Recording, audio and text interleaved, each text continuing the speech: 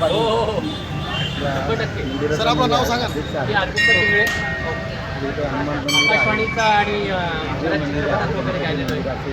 मंदिर इथे एकत्र भेट ठेवलेले आहे आणि गेले 30 वर्षापासूनचं हे माझा मंदिर स्वरयात्रा नावाचा ग्रुप आहे.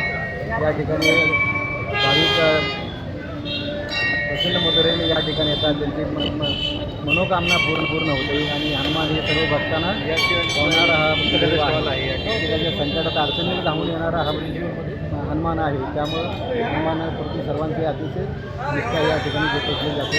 निश्चित या ठिकाणी भक्तिभाव येतात. या ठिकाणी सकाळी 5 वाजल्यापासून ते पूजनाचा कार्यक्रम चालू असतो. त्यानंतर आता थोड्या वेळात या ठिकाणी कुलकर्णी आहे. दिवसभर तसे लोक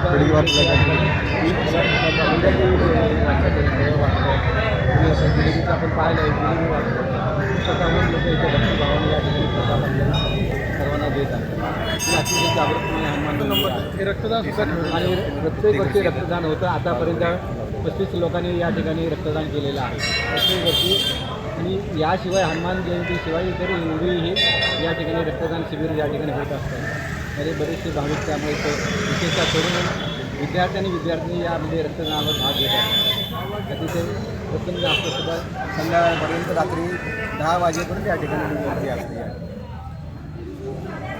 आणि प्रशस्त मंदिराची जागा आहे. रोडवर आहे आणि हे रजिस्टर्ड संस्थान आहे. अधिकृत संस्थान आहे. जे चॅरिटी कमिशनमध्ये याचं अकाउंट आहे. प्रत्येक गोष्टी अभिट वगैरे या ठिकाणी होत असतात. याच्या व्यतिरिक्त अजून काय काय म्हणजे कार्यक्रम असतात सर आपले जयंतीचे?